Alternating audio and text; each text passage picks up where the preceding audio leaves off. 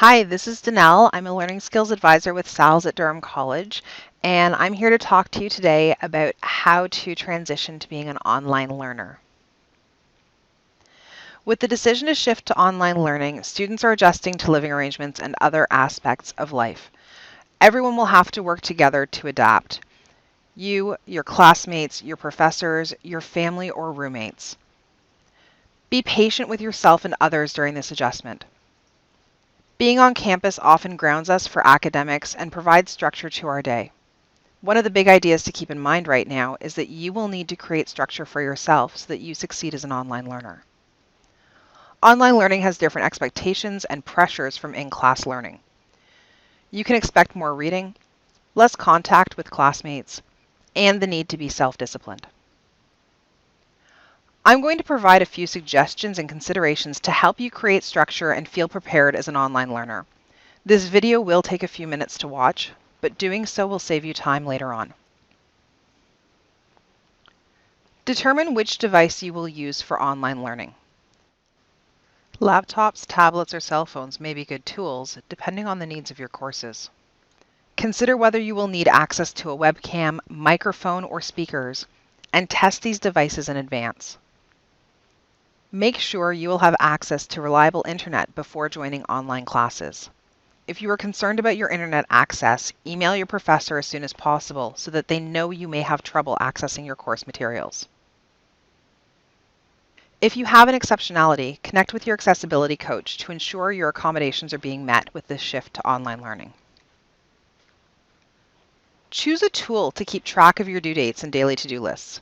It doesn't matter what tool you use. A cell phone, paper agenda, or wall calendar all work. Choose the tool that you will use. Review your course outlines and course addendums to make yourself aware of any assessments you will need to complete.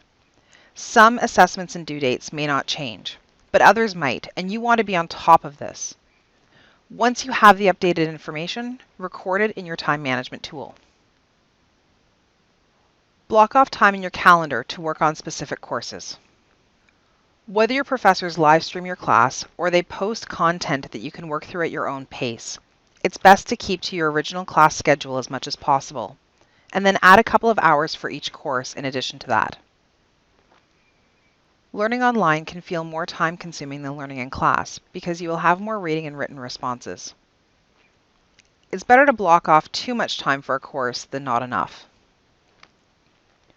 Block off 5 or 6 one-hour sessions per course, or 10 to 12 half-hour sessions per course each week for courses you procrastinate on. Build consistency into your days.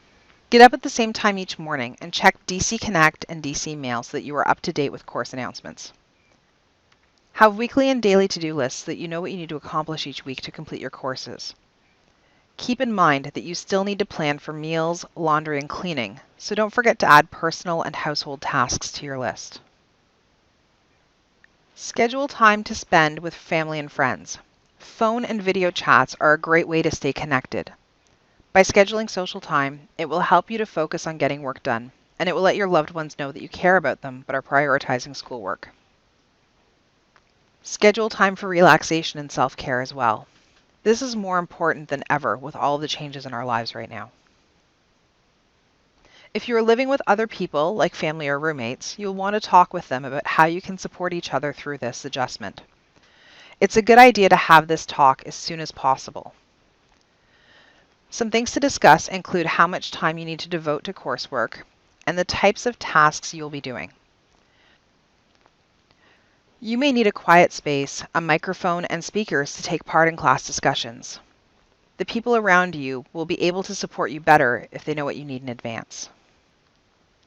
Try to schedule home life so that everyone who is working from home is working at the same time. This will reduce the temptation to socialize. If multiple people are working from home, make a plan to share technology resources and workspaces so that everyone gets their work done and gets to enjoy the comfy chair once in a while. If you are living with young children, have a plan for who will be responsible for them and at what times so that you can focus on your schoolwork. If you find yourself having trouble focusing on coursework or sticking to a schedule, complete a time audit. Write down how much time you are spending on various activities throughout the day.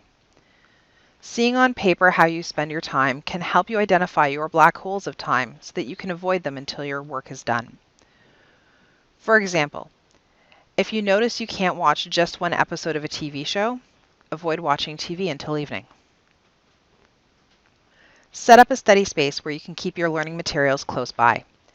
Keep paper, pens, laptops, chargers, and other materials together to make it easier for you to attend class and complete assessments. If you can't set up a dedicated space, keep everything together in a box or bag that you can move with you wherever you work. If you are likely to be interrupted when trying to attend class, create a small sign that you can post in a visible area near your workspace that says, "Do not disturb, class is in session." Prepare for class just as you would for coming to campus. Get dressed and fix your hair. Take a few minutes before each class to think about what material will be covered and any questions you have for your professor. Take a few deep breaths before class begins or you sit down to study to help clear your head and prepare you to learn. Online learning requires more written communication skills. This may require you to spend more time paying attention to your spelling and grammar. Find ways to stay connected with your friends and classmates. You can have a group call or video chat with your usual cafeteria group while eating lunch. These check-ins can be good to support one another and to keep each other accountable to your schoolwork. Check with your professors for ideas around study groups. Your professors may already have ideas for how their students can support one another. Your professors will let you know how to contact them. Reach out to them if you have questions, need clarification on a topic, or think you are missing information. Also, give your professors feedback when things go well and when things aren't working. They need to know what will help you learn. And please be patient with them. They are working hard to move their courses online. Remember that DCSI, your student union, is here to help. Connect with DCSI through their website or social media and see what supports and virtual events they have available to you. Don't be afraid to ask questions. Email your professor, student advisor, or other staff if you have any questions at all. You may not get the answer immediately since all staff are busy adjusting to working from home too, but you will get a response. Remember that SALS is here to support you. All Durham College students have access to SALS Online, which contains resources for writing, ESL, learning strategies, and subject supports. The DC community is working hard to help you complete this academic year and to ensure that you are supported during this transition to online learning. Visit the Durham College website for the latest updates. If you have any questions, click on quick links at the top of the page and search for the help you need. This will guide you to contact the appropriate department. For all SALS-related questions, please connect with us on social media or email sals@durhamcollege.ca. Thank you for watching and good luck with the completion of the semester. Remember, we are all in this together.